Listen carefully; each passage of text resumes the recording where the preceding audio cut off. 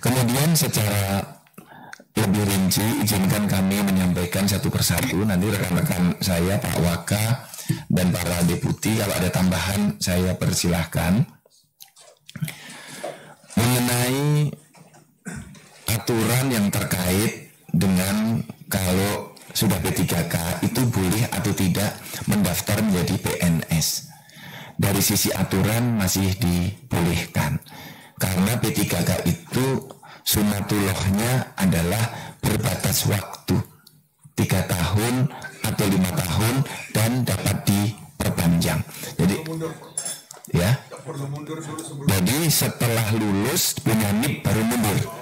Jadi aman, posisi yang bersangkutan saat tes itu masih aman. Yang perlu kami sampaikan kalau tadi ada yang penjelasan saya kurang jelas, tapi yang bersangkutan harus minta izin pada PPK di tempatnya, ya, minta izin pada kepala daerah bahwa saya akan tes atau kepada kepala dinasnya yang menangani hal itu.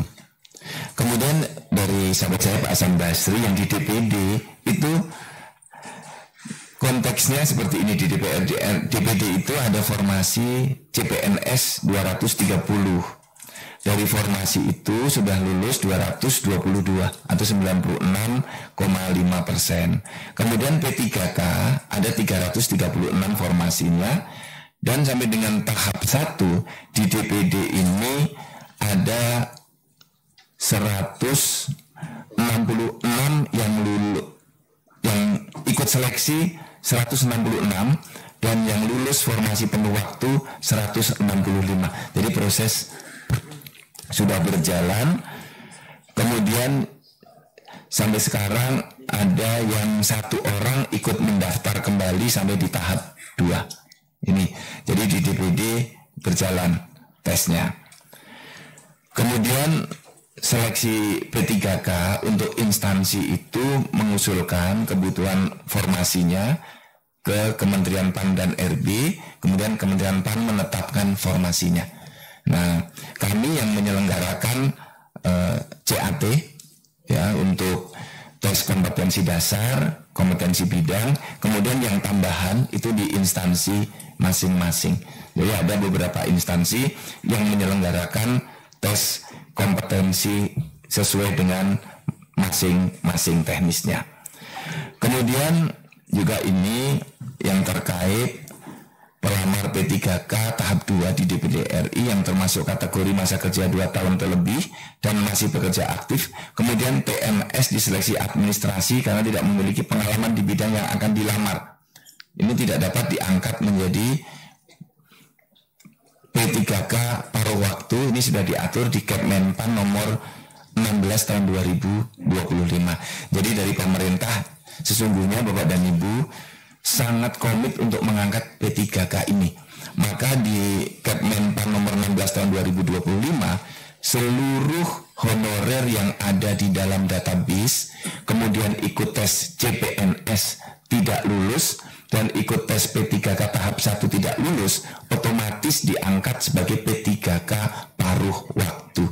Sebagaimana yang tadi sudah saya laporkan kepada Bapak dan Ibu semuanya di ruangan ini. Kemudian dari Pak Fritz, terima kasih Pak Fritz, nanti sistem terus kita perbaiki karena Bapak paham betul karena pernah di ASN ya. Yang penting adalah dari daerah itu melakukan penetapan permintaan formasi secara spesifik apa yang diminta. Jadi Pak Bamba tadi menyampaikan, tolong Pak kita sama-sama daerah yang belum mengusulkan formasi tertentu, misalnya guru agama Kristen, juga kita dorong. Nanti kami dari BKN akan memonitor itu. Dan juga pertanyaan dari Pak Lamek tadi untuk keseimbangan itu kita perhatikan betul bahwa di dalam formasi untuk orang asli Papua itu sekarang persentasenya 80% dan ini kita penuhi. Dan beberapa daerah juga menyampaikan, melaporkan pada kami bahwa orang asli Papua ini sudah diverifikasi oleh majelis, oleh MRP dari Pak Mudi, ini sahabat saya, terima kasih banyak ini. Terkait dengan guru P1 yang sudah lulus di tahun 2021, kemudian nilai ambang batasnya juga sudah lulus, tapi belum mengusulkan formasinya ke Kementerian Pan-RB, itu jumlahnya besar Bapak, 193.954 orang. Di data kami dari jumlah tersebut 179.015 orang telah diangkat pada tahun 2022. Kemudian 131.000 sudah diangkat di tahun 2023. Telah diangkat di 2022 sebanyak 131.025 orang.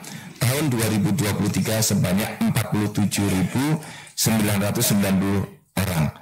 Sementara itu terdapat 1.591 yang mengundurkan diri, meninggal dunia, dan telah lulus pada seleksi ASN pada jabatan fungsional yang lain. Jadi sudah keluar dari guru dan alasan lain sebanyak 12 orang.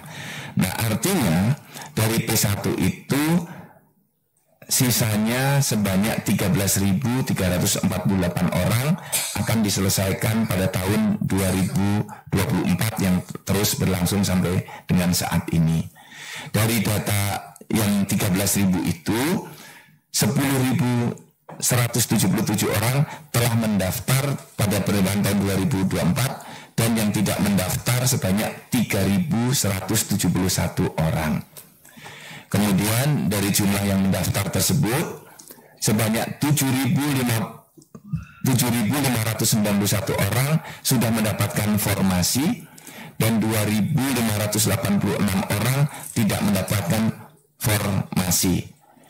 Nah, artinya sisa tenaga P1 sebanyak 5.757 orang tidak mendaftar, sebanyak 3.171 dan tidak lulus sebanyak 2.586. Nanti datanya kami sampaikan ke Pak Mudi secara lebih lengkap lagi. Izin Pak, ya. Di sini datanya muncul 6.131 P1 di luar non-ASN.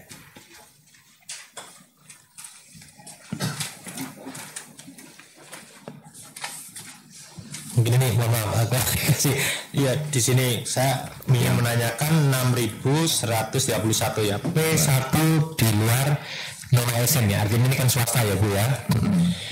Ini masuk enggak, tercover enggak? Yang penting kan itu, tercover enggak diterima penuh waktu?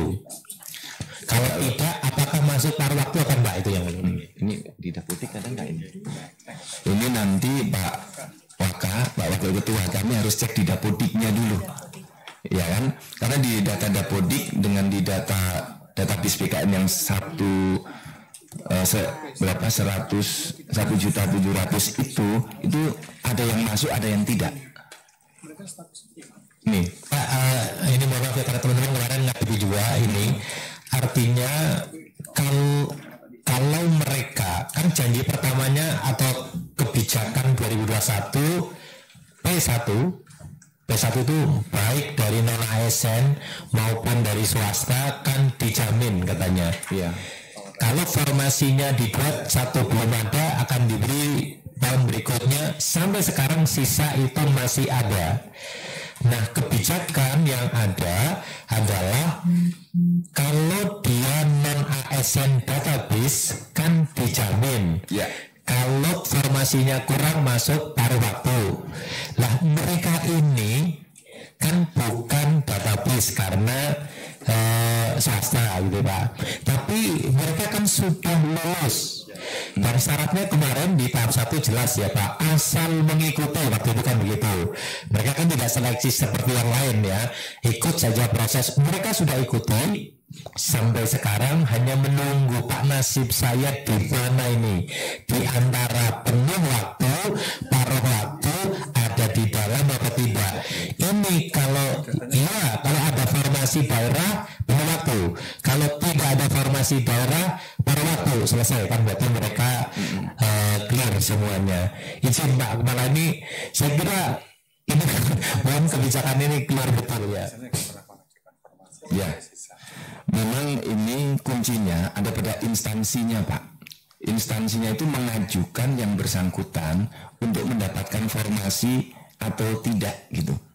Karena kan selama ini di dalam proses seleksi kata kuncinya adalah pada ketersediaan formasi.